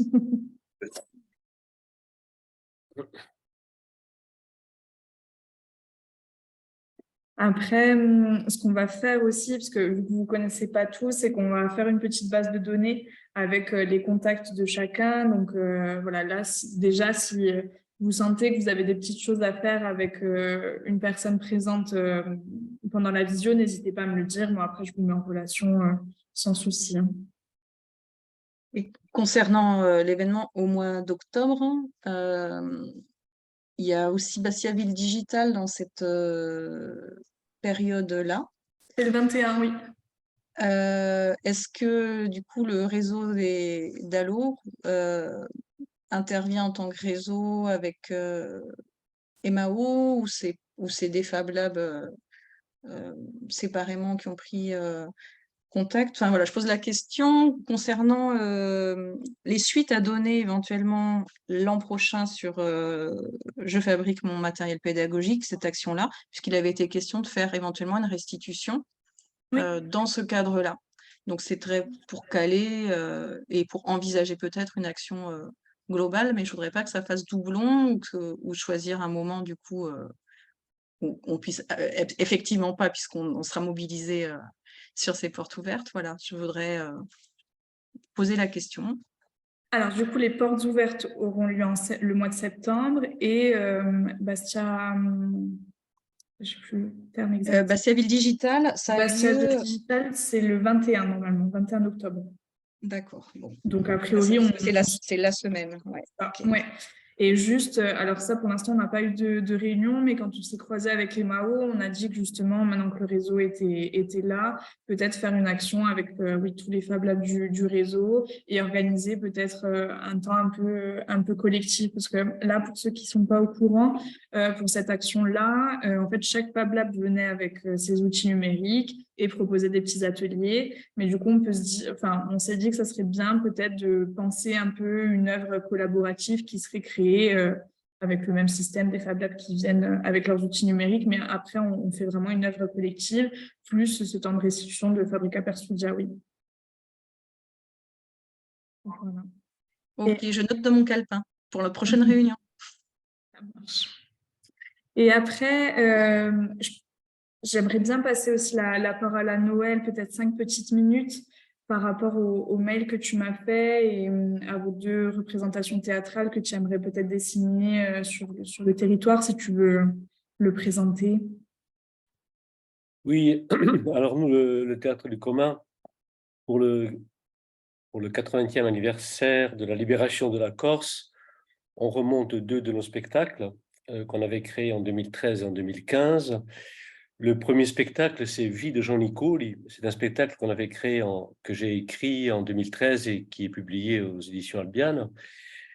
Donc, Vie de Jean Nicoli, ça c'est le premier spectacle. On le remonte donc dans une nouvelle version et on remonte également une seconde version d'un autre spectacle qui a à voir avec cet anniversaire et la Seconde Guerre mondiale. C'est un spectacle qui s'appelle Rome l'hiver. Quelques jours avec Hitler et Mussolini. Et ce sont donc 2 solos. Chaque fois, c'est une personne seule en scène. Vie de Jean Nicoli est jouée par Patrizia Poli, la chanteuse et comédienne Patrizia Poli, et je joue Rome l'hiver. Et donc, pour voilà, dans la série des manifestations, et en tout cas, nous, de nos nécessités d'interroger ce 80e anniversaire, on reprend ces deux spectacles. Alors, ce sont deux spectacles qui peuvent se jouer et s'installer partout. On a monté deux nouvelles versions qui vont se jouer dans des théâtres, dans des centres culturels, dans des médiathèques, dans des appartements, dans des associations. Et donc, vraiment des spectacles qui peuvent s'installer partout. Ce sont des spectacles qui se jouent sur une superficie de 2 mètres sur 2, donc sur 4 mètres carrés, avec à chaque fois une personne seule sur scène. Et pour lesquels on a préparé un petit dossier que je peux faire circuler dans le réseau d'Allo pour avoir voilà, une connaissance plus précise du propos, la teneur, etc. etc. Ce sont des projets qu'on propose en participation financière libre et non obligatoire, c'est-à-dire que parfois on joue pour des personnes ou pour des structures qui n'ont pas de moyens du tout. Dans ces cas-là, eh bien, on les offre bénévolement et on propose à chaque structure, selon ses moyens, une participation financière libre. Voilà. Ensuite, quand on joue dans des théâtres en Corse ou sur le continent, évidemment, on les vend. Ce sont des spectacles qu'on vend. Voilà. Mais pour développer notre travail sur le territoire, on propose ces conditions-là d'accueil. Voilà. En conditions techniques, on n'a besoin de rien, puisqu'on voyage avec nos propres moyens techniques. Donc voilà, je peux faire tourner le dossier là-dessus dans le réseau d'Allo, ou te l'envoyer, Morgane, pour que tu le fasses tourner. Voilà. Oui, bah alors tu me l'as déjà envoyé. Donc, du coup, ce que je vous propose, c'est qu'après ce temps, je vous envoie donc le diapo et ces petits documents-là. Comme ça, vous avez tout après la réunion. Voilà. Bah, écoutez, on va laisser la parole du coup à Léna et Brandon, donc, qui représentent l'association INSEE. Voilà. Bah, écoutez, je vous laisse vous présenter et présenter votre association. Et merci beaucoup d'être là. Merci Morgane, merci à tout le monde de nous accueillir. Alors, moi je suis Brandon Andréagne, représentant chargé de développement. Le vrai titre, c'est un peu pompeux, c'est créateur d'engagement pour l'association INSEE en Corse. En fait, je me charge du développement de l'association en Corse. Et je ne suis pas venu seul, je suis venu avec ma collègue Léna en Auvergne-Rhône-Alpes et Mathilde qui est volontaire, mais je les laisse se présenter. Bonjour et merci pour l'invitation. Du coup, voilà, Brandon m'a conviée à cette visioconférence parce que je suis Léna Louchard, créatrice d'engagement. Bon, c'est toujours ce nom un peu pompeux, mais du coup, chargée de développement sur la région Auvergne-Rhône-Alpes et j'accompagne pas mal de tiers-lieux avec notre dispositif de volontariat rural. Du coup, il pensait intéressant que j'intervienne pour vous présenter un petit peu comment est-ce qu'on peut vous accompagner et dans quelle mesure. Et avec moi, j'ai convié aussi Mathilde Tanguy, qui est une volontaire qui effectue en fait son service civique dans un petit village du Puy-de-Dôme pour la création d'un tiers-lieu, enfin aider au développement d'un tiers-lieu. Donc peut-être que Mathilde, tu peux en dire un petit peu plus et te présenter. Bonjour. Oui, merci Léna. Donc, moi, je m'appelle Mathilde et je suis en service civique dans un village dans le Puy-de-Dôme qui s'appelle Saint-Jean-des-Oyères. Donc, pour vous contextualiser, c'est un village de 430 habitants, situé à peu près à 3 quarts d'heure de Clermont-Ferrand. Voilà. Mes missions consistent principalement à être... je suis dans il y a un bâtiment qui a été racheté par la commune, qui était anciennement un hôtel-restaurant et qui aujourd'hui a été repris par des habitants, des associations pour tester de nouvelles activités. Et donc, l'idée, c'est de faire du lien entre les associations du village, les habitants. Il y a, pour le moment, en termes d'activité, il y a un café associatif parce que c'est un village où, avant, il y a 30 ans, il y avait peut-être 5 cafés. Aujourd'hui, il n'y en a plus du tout. Du coup, il y a une certaine envie de redonner un peu de souffle au village à travers le café, un atelier de réparation hebdomadaire et aussi un atelier de couture. Voilà, ça, c'est vraiment les choses qui sont assez pérennes depuis quelques mois. Et en parallèle de ça, en fait, il y a tout un dossier, je ne sais pas si ça vous parle, pour que cet espace soit agrémenté EVS, établissement de vie sociale. C'est un dispositif de la CAF qui permet de favoriser toutes les interactions entre les habitants, les villageois, les assos, Voilà. Et aussi, il y a aussi le côté atelier numérique qui va bientôt être mis en place. Voilà. Donc moi, mon rôle, c'est d'animer le lieu, d'essayer aussi de participer un peu à la gouvernance du lieu en termes d'organisation, parce que je suis rattachée à une association qui gère ce lieu. Et voilà. Donc, il y a ça. Et en parallèle de ça, mon autre mission, c'est intervenir auprès de la cantine scolaire, qui est un regroupement des 3 communes limitrophes. C'est un RPI. Et l'idée, alors, c'est une cantine qui fonctionne à 70% en production biologique et en local. Et donc, l'idée, c'est de mettre en valeur les producteurs, le travail aussi des agents de cantine qui sont très impliqués dans la démarche d'avoir une cantine éco-responsable, si on peut dire. Donc, voilà, par exemple, on a fait une cartographie des producteurs et une présentation globale, enfin, une affiche, des visuels plutôt sur le travail que font les agents de cantine, les cuisinières dans ce projet. Voilà, donc c'est vraiment des missions qui s'inscrivent dans une idée de résilience des territoires. Super, Mathilde, merci. Je pense qu'on reviendra peut-être un peu vers toi et j'illustrerai d'autres projets et peut-être que tu compléteras avec ton expérience de service civique sur Saint-Jean-des-Olières. Peut-être que Brandon, tu peux présenter un petit peu notre association, ce qu'on fait. Exactement. Je le fasse, mais je préfère te laisser la parole. Non, c'est bon, je te passerai la parole après. Merci Mathilde, en tout cas, pour ta présentation très complète. Alors, l'association INSIT, c'est une association qui est née dans le Gers en 2018 et qui peu à peu s'est répandue un peu dans toutes les régions. On est en Corse depuis 2020 maintenant. Et notre objectif est simple, c'est d'accompagner les initiatives et les communes, pas que les communes, les porteurs de projets ruraux, dans leur projet, tout simplement, qu'ils soient de liens intergénérationnels, culturels, patrimoniaux, environnementaux. C'est des thématiques vraiment très larges et le but, c'est d'accompagner, d'être dans des communes en général de moins de 1500 habitants, même si on peut faire un peu plus, mais on est vraiment dans les villages, là où il y a sûrement le plus de besoins. Et comment on accompagne ces communes? Eh bien, avec notre programme volontariat rural qui s'appelait anciennement Erasmus Rural, mais Erasmus, c'est plus trop possible. Du coup, en fait, on accompagne les communes par le biais de l'engagement jeunesse et le service civique. C'est-à-dire, concrètement, on peut travailler avec une commune, une communauté de communes, une association, un tiers-lieu, comme c'est fait avec Léna et Mathilde, et c'est de ça qu'on va parler particulièrement. Il y a des projets existants ou alors on monte des projets et on met à disposition, donc on recrute des services civiques pour les réaliser sur plusieurs années et ainsi pérenniser le projet et pourquoi pas déboucher à la fin, dans l'idéal, même sur de l'embauche. Voilà.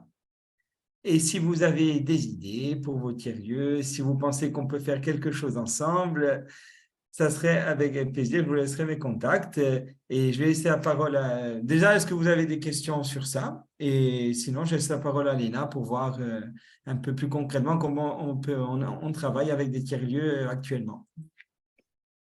Alors, je me permets, j'aurais plein de questions. Deux questions. La première, est-ce que les jeunes qui s'engagent en général sont des jeunes qui viennent des villages en question ou est-ce qu'ils viennent vraiment d'ailleurs et puis ils ont envie d'une nouvelle expérience? Et la deuxième question, comment est-ce que vous encadrez ces jeunes ou de par vos expériences, comment vous avez participé au coaching des jeunes ou pas? Ou est-ce qu'il y a quelqu'un dans le village qui est peut-être un référent quand même pour accompagner les jeunes dans leur mission et pour que ça se passe vraiment bien pour tout le monde? Alors, merci pour votre question. Si tu veux, Léna, je réponds à la première et toi à la deuxième. Parfait, on se complète. Alors, les jeunes, c'est vrai qu'ils viennent généralement d'ailleurs. Ils viennent d'autres régions parfois. Et ça, c'est la généralité. Mais on peut avoir aussi des jeunes directement du canton, comme on dit, ou même du village, comme c'est le cas à Carbuccia et à Ucciani. Mais sinon, en général, c'est des jeunes qui viennent d'ailleurs. Ils peuvent venir d'ailleurs en Corse ou même d'ailleurs de n'importe quelle région. Et même, on a même des jeunes Canadiens et d'autres nationalités. Donc, ça se Et développe. donc, ils viennent vraiment pour une expérience de service civique, en fait. Ils viennent vraiment pour une expérience de service civique et un service civique encore plus immersif dans un village, quoi.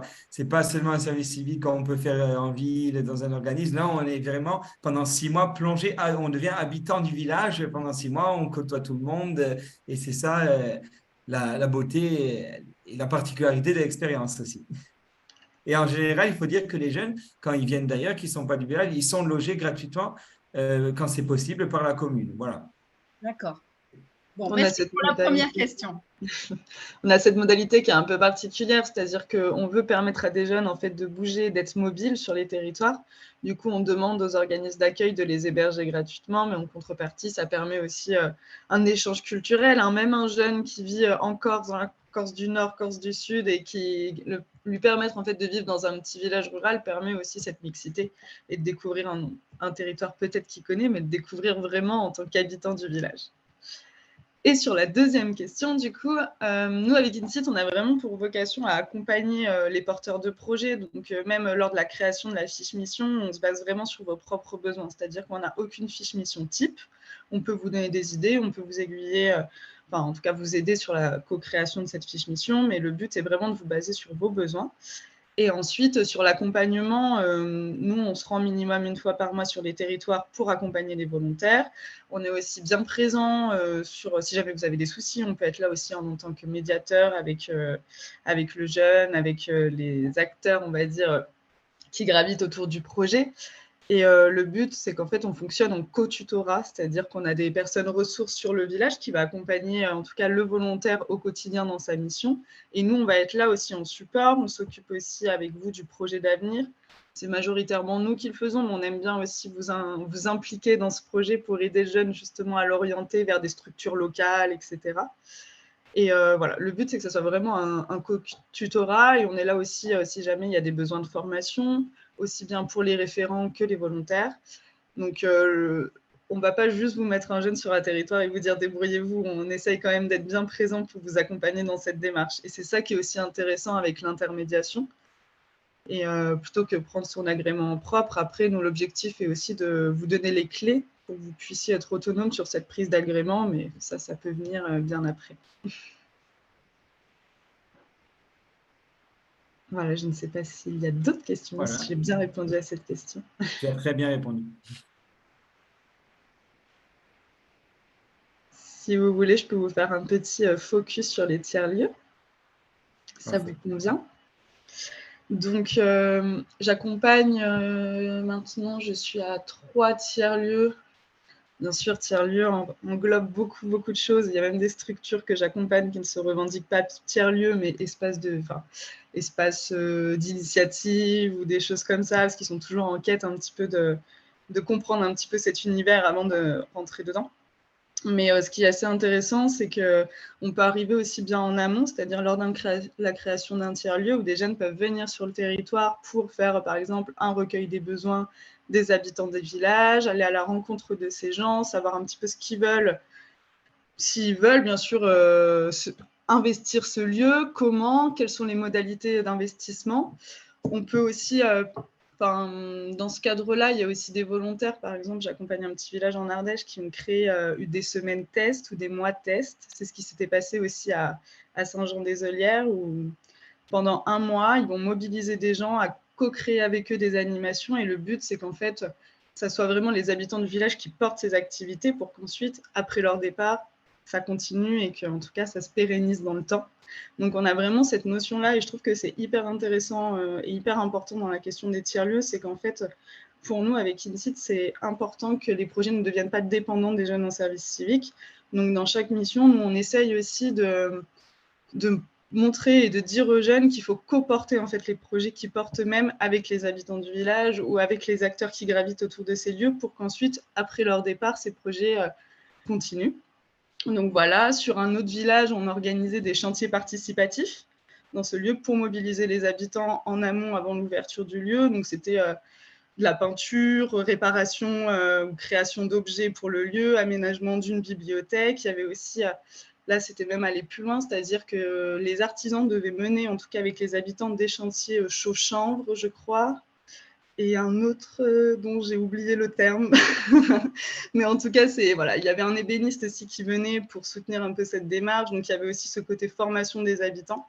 Et là, c'était la volontaire en service civique qui aidait justement à communiquer sur ces ateliers, à les mettre en place, accueillir le public. Après, sur tout ce qui est sécurité, ça, c'est plutôt les ouvriers qui s'en occupaient, mais elle était vraiment là dans la dynamique d'accueil. Et après, lorsqu'un tiers-lieu est ouvert, bien sûr, là, il y a aussi plein d'autres opportunités et possibilités pour un jeune en service civique, comme la proposition d'activités, la mobilisation de bénévoles. Il peut y avoir aussi aider à l'organisation du lieu. Mathilde a beaucoup aussi œuvré est en train d'œuvrer sur la gouvernance du lieu, avec son ancien binôme qui a dû partir. Mais du coup, il y avait un gros travail qui a été entamé là-dessus pour aider les gens à se questionner sur des questions, sur toutes les questions autour de la gouvernance. Donc voilà, peut-être que tu peux en parler un petit peu, Mathilde, vu que tu es concrètement, tu es sur le terrain directement et tu le vis au quotidien. Désolée, il y a un temps de réaction de l'ordi. Oui, en fait, pour la gouvernance, en fait, le projet est accompagné par un cabinet de conseil en tiers-lieu, plutôt dans les zones rurales. Donc, pour tout ce qui est question de gouvernance et d'animation, d'ailleurs, derrière moi, vous avez des affiches qui ont été réalisées en lien avec ce cabinet de conseil. Donc, c'est une personne qui nous accompagne sur notamment les questions de gouvernance. C'est-à-dire déjà les bases, qu'est-ce qu'on veut du lieu? Est-ce qu'on veut que ça soit un lieu qui soit convivial, ouvert, etc. Donc on définit vraiment toutes les valeurs qui vont regrouper les gens, sur quel fondement ils vont se baser. Après, l'association, pour l'instant, c'est une association qui est collégiale. Et comme Léna le disait tout à l'heure, c'est aussi un espace qui cherche un peu son identité.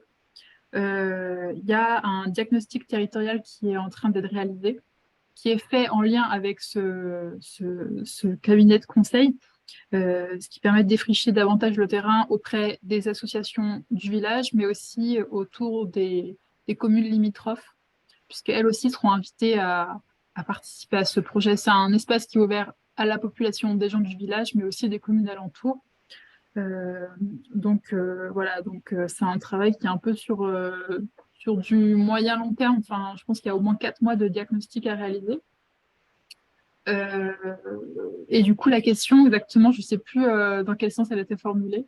C'était surtout comment est-ce qu'à votre échelle de service civique, vous pouvez agir sur les questions de gouvernance, mais aussi ailleurs dans l'organisation du tiers-lieu.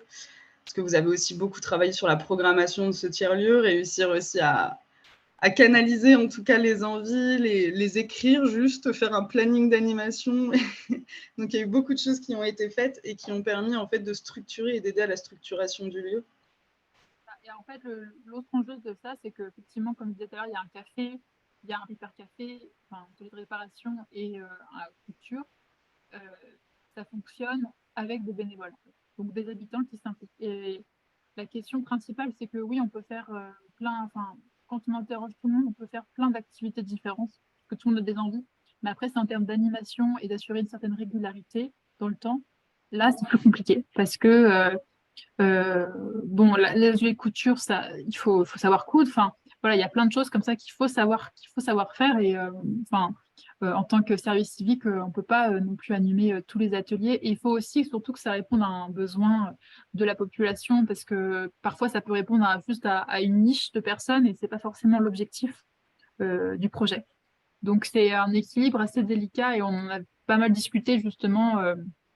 Et là, l'idée, c'est le diagnostic, en fait, permet aussi d'apporter des solutions par la suite, quoi, pour ça. Donc là, il y a des ateliers qui fonctionnent très bien en termes de régularité. Et après, effectivement, on peut être ouvert à d'autres choses, mais le plus compliqué, c'est de mobiliser les bénévoles. Et ça, il y a toujours le risque d'essoufflement, en fait. C'est vrai que c'est toujours les mêmes, et ça, c'est un truc qu'on retrouve dans beaucoup de structures. Et du coup, c'est aussi une grosse partie de votre mission, de trouver des bénévoles et de les mobiliser sur ces actions. Enfin, sur de nouvelles actions ou sur ces actions déjà en cours. Ouais, voilà, c'est ça. Après, pour les capter, ça se fait au fil de l'eau, en fait. C'est en discutant, c'est en les rencontrant et aussi en les sensibilisant au fonctionnement du projet. Comme je disais, on fait des entretiens pour le diagnostic territorial. c'est là aussi où on recontextualise le lieu, parce que voilà, c'est un lieu qui a été fermé pendant super longtemps, il a été réouvert il y a quelques temps, mais parfois c'est un peu nébuleux, on ne sait pas vraiment ce qui se passe, du coup ça donne pas forcément envie de s'y impliquer. Donc le diagnostic avec toutes les associations permet justement de recontextualiser tout ça et aussi de répondre parfois à des questions ou à remettre un peu les choses dans l'ordre, je dirais, si il y a des rumeurs ou il y a des on-dit en fait souvent sur les bâtiments qui ont été récemment réouverts et on ne sait pas vraiment ce qu'il y a dedans et voilà. Merci Mathilde. Alors, j'avais une petite question. Est-ce que, parce que du coup, Mathilde est toujours là, François-Aimé n'est plus là, mais dans le canton des Deux-Sceaux, il y a pas mal de tiers-lieux. Est-ce qu'un service civique pourrait être du coup sur plusieurs tiers-lieux ou pas du tout? Est-ce que vous avez déjà eu cette occasion-là ou... Tu veux que je réponde, Brandon ou... Moi, je peux juste sur les tiers-lieux.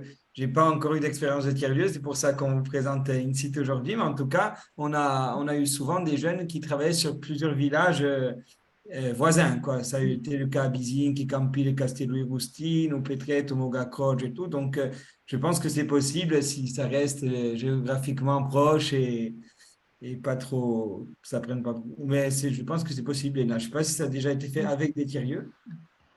Mathilde intervient aussi pour des ateliers numériques dans un lieu, je crois qu'il ne se revendique pas de tiers-lieu, mais en tout cas qui a pour vocation de rassembler du monde, de créer un lieu un peu hybride aussi, comme le fait un peu le tiers-lieu.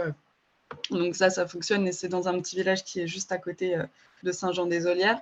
Après, ce qui est aussi très intéressant, c'est quand les jeunes sont aussi beaucoup en immersion dans un village et deviennent habitants du village et œuvrent pour le tiers-lieu, parce que comme ça crée aussi un écosystème local. Et ils rencontrent plein d'acteurs, ils peuvent plus facilement mobiliser aussi les gens du village qui vivent dans ce village et ils les voient aussi un peu au quotidien, Donc après, il y a, si jamais, en fait, c'est aussi possible de graviter autour de plusieurs tiers-lieux. Il faut aussi calculer la distance géographique. Du coup, il y a des questions aussi de mobilité qui se posent. Enfin, il y a plein d'enjeux, mais en tout cas, ce qui est aussi intéressant, c'est que là, par exemple, j'avais 2 villages, Saint-Jean-des-Olières et Sauvia, qui n'étaient pas très loin. Et du coup, les volontaires se sont plusieurs fois rencontrés pour s'entraider aussi dans leur démarche. Donc ça, c'est aussi riche et ça a fait du lien aussi entre les 2 villages qui portaient tous les deux des EVS, des espaces de vie sociale, et du coup, ils se sont entraidés aussi un petit peu dans cette démarche-là. Donc, nous, notre objectif, c'est qu'on a aussi ce côté un peu pratique avec la mise en place de services civiques sur le territoire, mais on essaye aussi de faire réseau et de mettre en contact avec d'autres acteurs. En fait, on a un gros dispositif qui est le volontariat rural et à côté, on a un autre dispositif qui est artisan d'idées, où là, le but, c'est de mettre en réseau des acteurs qui œuvrent pour la ruralité. On a sur notre site internet, par exemple, si vous voulez entrer une ressource en ligne avec présentation de votre tiers-lieu, c'est gratuit, c'est ouvert à tout le monde, vous pouvez le faire sans souci. On a aussi des groupes d'échange de pratiques, on en a eu sur les tiers-lieux. Bon, ils sont terminés il y a 1 an, à peu près 1 an et demi. Mais on essaye aussi de répondre aux besoins des territoires qu'on accompagne et des acteurs en tout cas qui vivent dans ces territoires. Donc on a vraiment ce côté vraiment pratique, action sur le territoire, et de l'autre côté vraiment mise en réseau des acteurs et essayer de créer des synergies entre les différents territoires ou sur un même territoire. Merci Léna. C'est vrai qu'il y a aussi cet autre dispositif artisan d'idées qui est très intéressant et si vous êtes intéressé, on peut aussi vous inclure. Pourquoi pas organiser des choses avec vous. On organise 2 fois par an au minimum des journées artisans d'idées. C'est des rassemblements de volontaires et de différents acteurs de la ruralité, comme on dit. Et pourquoi pas un jour, si vous êtes intéressé, l'organiser dans un de vos tiers-lieux avec des activités, un thème que vous proposez, qu'on construira ensemble. Ça aussi, la porte est ouverte et ça sera avec grand plaisir. C'est une super idée, ça. Sachant qu'on l'a déjà fait au Fab Lab à Corté 2 fois, notamment avec autour, il y avait des présentations de volontaires, tout le monde se présentait, tout le monde partageait ses expériences, et aussi le travail autour des pré-choses plastiques, du recyclage de plastique et de la création d'objets qu'on a fait notamment en décembre, Morgane. Voilà. C'était très sympa d'ailleurs. Exactement. si vous avez des questions, des précisions, des idées. Alors après, là, oui, pardon, Delphine. Vas-y. Non, pardon. Du coup, Brandon, moi, si là, on va faire la programmation des ateliers pour la fin d'année de septembre à décembre. Si jamais il y a des services civiques qui sont intéressés pour faire des ateliers le samedi ou même en semaine, voilà, Ouais, on va en avoir des nouveaux parce qu'on a un partenariat, c'est vrai, avec des jeunes qui ont fait, c'est arrivé 2 fois, des ateliers au Fab Lab selon une thématique qu'ils choisissent le samedi. Et avec les nouveaux volontaires qui vont arriver, on va voir ce qu'on peut faire. Mais je t'appellerai après pour voir justement si on ne peut pas organiser un rassemblement avec les nouveaux volontaires, même peut-être en juillet, qui seront 7 ou 8. Voir justement, ça sera l'occasion de leur demander s'ils sont intéressés par les ateliers. Mais si ça te va, je t'appelle tout à l'heure. On pourra organiser une visite, oui, pas de problème. Parfait, merci. Et après, Brandon aussi, je t'enverrai la cartographie des tiers-lieux, mais peut-être que si tu as des si tu as des services civiques dans certaines communes, tu peux aussi leur transférer en mode, c'est un peu des lieux ressources si vous avez envie d'y aller. Enfin, je sais que du coup, les filles qui étaient sur Marignane, du coup, elles étaient, c'était quand? Il y a 2 ans? Christine Hatch, elles étaient. Oui, pardon. Ouais. Je sais qu'elles étaient descendues au tiers-lieu de Sipopa, du coup, avec la recyclerie et tout. Et je sais qu'elles avaient bien apprécié, quoi. Donc, se dire aussi, il y a plein de petites initiatives sur le territoire. Si tu veux leur transmettre, c'est bien volontiers. Volontiers, avec grand plaisir. C'est une très bonne idée. Oui, tu vois, par exemple, sur la Balagne, avec Camille et avec Alexandra, ils font plein d'actions un petit peu sur toute la Balagne. Et c'est vrai que si tu as un service civique dans un village et que voilà, le week-end, il y a une action, je pense que c'est bien qu'ils soient au courant, quoi. Ça va arriver, oui. On va être à Ourtag à partir de... On va recruter pour octobre, normalement. Et demain, j'ai rendez-vous à Pigne. J'espère que ça va se faire aussi. Voilà, donc, on en aura en Balagne. Trop bien. Oui, après, c'est vrai que dans le groupe, il y en a peu quand même qui sont dans des territoires ruraux. Et en plus, François Aimé est parti. Mais voilà, si vous avez d'autres questions.